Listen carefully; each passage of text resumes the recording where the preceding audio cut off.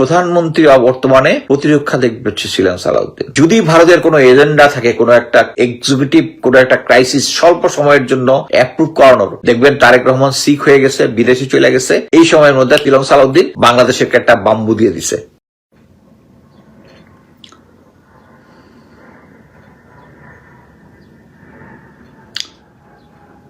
আসসালামু আলাইকুম।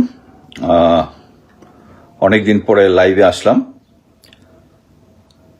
আমার কাছে মনে হচ্ছে যে বর্তমান যে দেশের যে রাজনৈতিক পরিস্থিতিটা আছে, স্পেশালি আমি যেটা দেখলাম গতকালকে যে গণভোট এবং গণভোট অধ্যাদেশ যেটা আছে, এটাকে সরকার নাকি এটা বাতিল করবে। আমার মনে হয় এটা নিয়ে কিছু কথা বলা উচিত। এর সাথেও আরো দেখলাম যে গুম খুন, এটা নিয়ে 2025-এর যে তত্ত্বাবধায়ক সরকার যে অর্ডিন্যান্সটা জারি করেছে, এটাও বাতিল। আবার ব্যারিস্টার রুহুল কুদ্দুস উনি আবার বলল যে তত্ত্বাবধায়ক সরকারের সমস্ত অধ্যাদেশ নিতে রাজি না, এই বাধ্য না সরকার। হ্যাঁ, পার্শিয়ালি হি কারেক্ট। বাট প্রথমে আসি হচ্ছে গণভোট। আমার কথা হচ্ছে যে গণভোট, আমি আগেই বলিনি আমি কোনো সংবিধান বিশেষজ্ঞ না।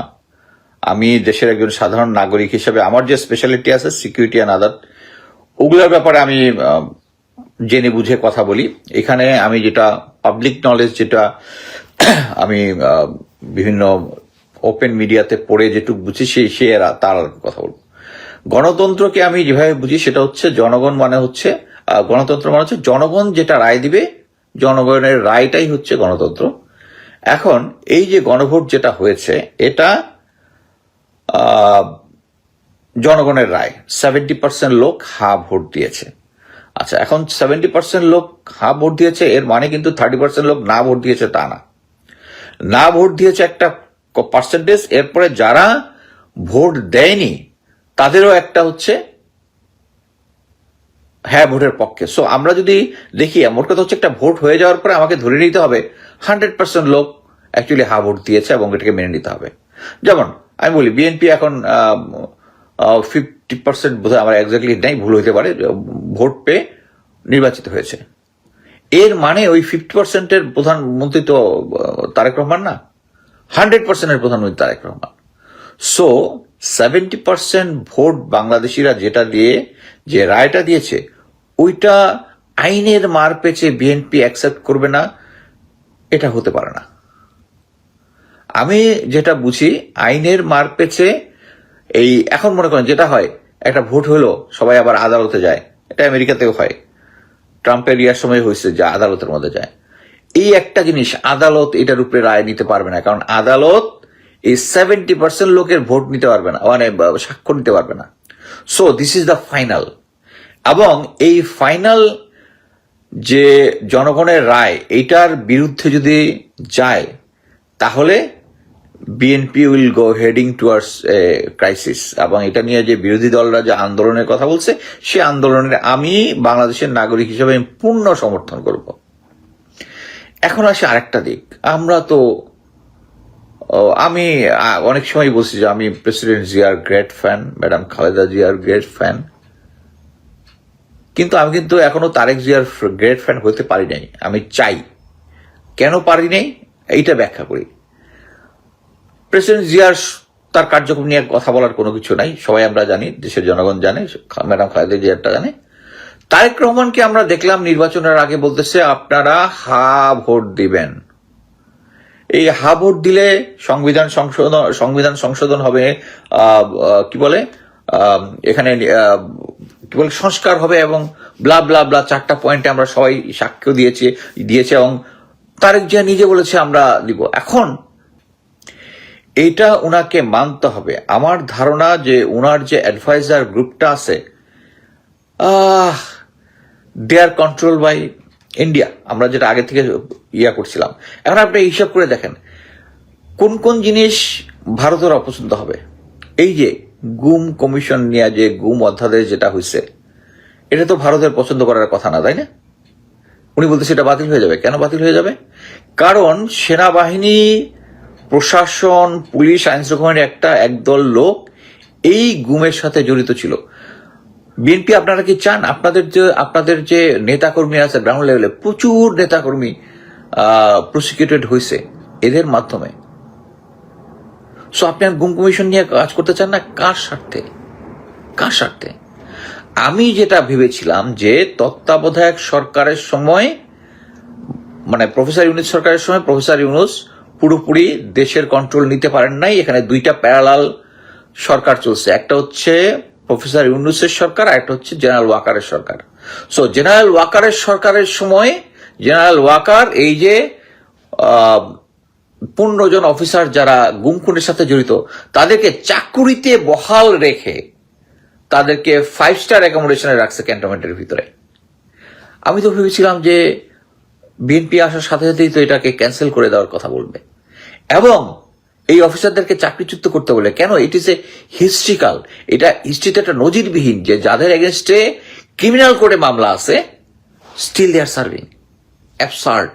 কারণ এরাই সবাই ছিল ভারত এবং আওয়ামী লীগের দালাল, জেনারেল ওয়াকার থেকে শুরু করে ওই যে 15 জন অফিসার। কিন্তু তাদেরকে কিন্তু কিচ্ছু করলো না, তারা এখনো আছে, মানে জেনারেল ওয়াকারের শাসনটা এখনো আছে, তাই তো? নাকি বিএনপি পাওয়ারে আছে? বিএনপি তো পাওয়ারে আছে। কেন? জেনারেল ওয়াকারের ব্যাকগ্রাউন্ডের স্ট্রেংথ কি? আওয়ামী লীগ এবং ইন্ডিয়া। সো এটা তো আমি ক্লিয়ারলি বুঝতেছি যে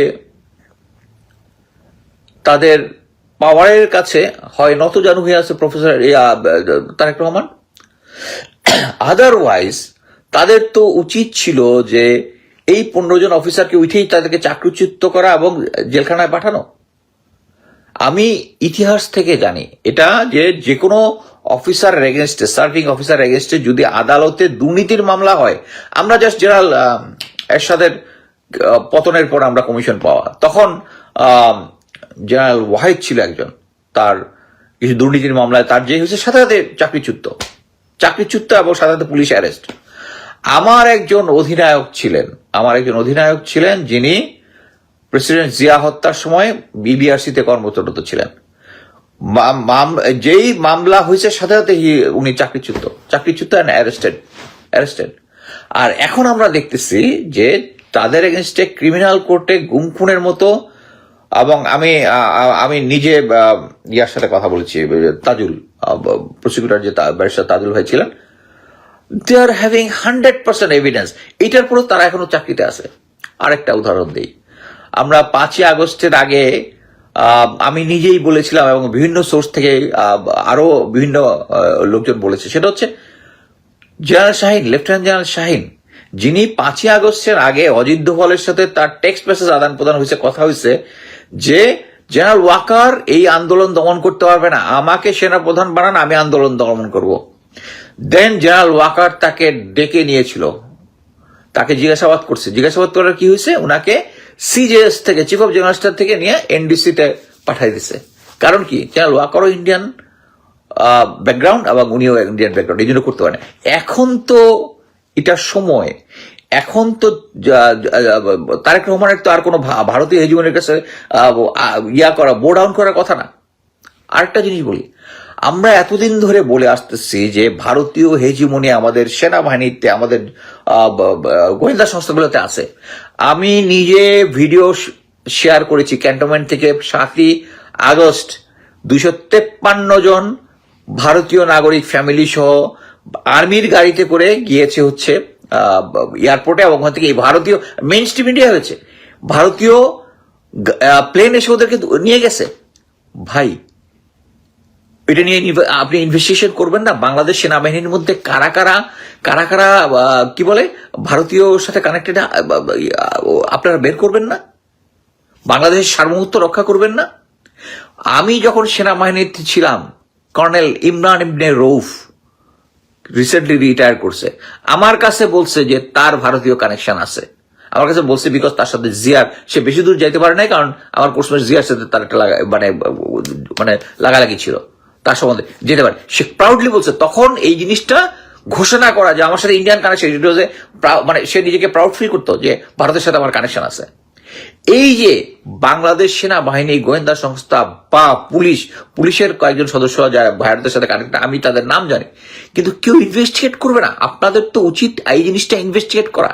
এই যে বিএনপি সরকার, আমি যদি মনে করে থাকি যে ভারতের প্রেসক্রিপশনে চলতেছে, কেন আপনিও যদি তাদের রাজি হয়ে থাকেন, কেন রাজি হয়েছেন? কারণ জানেন তাদের কন্ট্রোল আছে সব প্রশাসনের মধ্যে।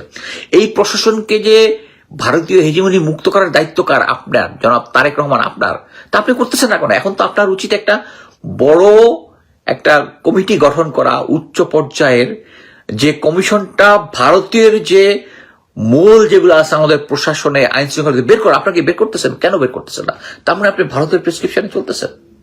এখনো general Shahin is serving, there other lieutenant general যার ভারতীয় কানেকশন আছে, ভারতীয় নাম্বার অফ টাইম ট্রেনিং গেছে, পিলখানার সময় ঢাকার সিও ছিল। যে কেউ ইনভেস্টিগেট করলে বের করতে পারবে। এখন আসেন হচ্ছে, আমরা চাই সব অন্যায়ের বিচার হোক। আমরা রিসেন্টলি কি দেখলাম? General Masududdin Chowdhury, general Mamun Khaled arrested হয়েছে, ভেরি গুড।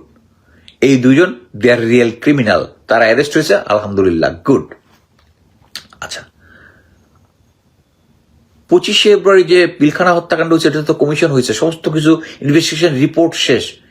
এইটার তো সেট আপ আপনি যেটা করতেছেন 111, হ্যাঁ আগে ছিল 111, তারপরে 25 ফেব্রুয়ারি, তারপর হচ্ছে হেফাজত, সবকিছু। বাট আমরা কিন্তু দেখতেছি জিনিসটা অন্যভাবে। আপনি জনাব তারেক রহমান, আপনি হচ্ছেন পুরা দেশের প্রধানমন্ত্রী, শুধু বিএনপির না। সো আপনি এখন যে ইয়াগুলো করতেছেন, যে অ্যারেস্টগুলো করতেছেন, সবাই তো আমরা ধরে নিব যে পিলখানা নিয়ে আপনার কোনো চিন্তা ভাবনা নাই। আপনি তো নিজের যে যারা বিএনপিকে ইয়ে করেছিল, যারা আপনাকে নির্যাতনের সাথে জড়িত, তাদেরকে আপনি এখানে ধরতেছেন। হ্যাঁ, অবশ্যই এটার বিচার হওয়ার দরকার আছে, কিন্তু আমাদেরকে একটা ফিলিংস দেন যে আপনি বিডিআর এর পিলখানারও বিচার করবেন। কিন্তু এতদিন হয়ে গেল, যেটা সেট ইনভেস্টিগেশন হচ্ছে, আপনি কিন্তু এখানে এই ব্যাপারে কিন্তু আপনি কোনো কথা বলেন নাই। আপনি কিন্তু দেশে আসার পরে পিলখানার যারা ভিকটিম তাদের ইয়াতে গেছেন, ওখানে কিন্তু আপনি গিয়ে বলেন না এটার বিচার করবেন, পিলখানার বিচার করবেন, হেফাজতের বিচার করবেন। সো এই বিচারগুলো কারা চায় না? ভারত চায় না। সো আপনি এখন যে কাজগুলো করতেছেন, আমরা মামুন খালেদেরটা কেন খুশি কেন? কারণ উনিও পিলখানা ইয়ার সাথে জড়িত। তারপরে আমি একটা ইনফরমেশন পেয়েছিলাম, আমি আর সবাই দেখেছেন, যে হাসান মাসুদ চৌধুরী যিনি সেনাপ্রধান ছিলেন, তার ধরার একটা প্ল্যান ছিল। এবং আমি পোস্ট দেওয়ার পরে এখানে যে পরিমাণ বট কমেন্ট আর বিএনপি লোকের কমেন্ট, এটা কনফার্ম করে যে আসলেই তাদের একটা প্ল্যান ছিল। বাট যেহেতু তার পক্ষে একটা জনমত আছে, এই কারণে কিন্তু সরকার এটা থেকে পিছিয়ে গেছে। বাট আমি দেখলাম ডিজিএফআর আরেকজন লেফটেন্যান্ট কর্নেল, স্যারের নামটা ভুলে গেলাম, উনাকে অ্যারেস্ট করা হয়েছে। উনি সম্ভবত নির্যাতনের সাথে জড়িত ছিল কিনা I am not sure. But আমার কাছে একটাই কোশ্চেন লাগে, সেটা হচ্ছে উনি তো 17 বছরে উনি তো অ্যাকচুয়ালি সাফারার ছিল, আমার যতদূর ধারণা উনি সাফারার ছিল। এবং উনি কোনো ভালো জায়গায় কোনো কিছু ভালো চাকরি টাকরিও কোনো কিছু করতো না।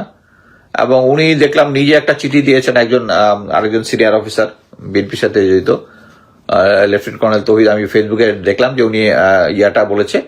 বাট আমার ধারণা হচ্ছে যে এইটাও বুঝতে হবে যে general Mamun Khaled is a very shrewd guy, এবং মাসুদউদ্দিন চৌধুরী, এরা চেষ্টা করবে হচ্ছে এই কেসটাকে যত ওয়াইল্ড করা যায়, যত ক্রাইসিস টাইপ করা যায়, যেটা একটা ধোয়াটে সিচুয়েশন কইরা যে বাইচে যাবে। যেমন আই এম শিওর যে যদি জেনারেল হাসান মাসুদ চৌধুরীকে যদি ধরা হইতো, আলহামদুলিল্লাহ হইতো, তাইলে হয়তো কি এই জিনিসটাকে, এটার ক্রেডিবিলিটিটাকে নষ্ট হইতো, যে এই অ্যারেস্ট করা যে হচ্ছে এটার ক্রেডিবিলিটি।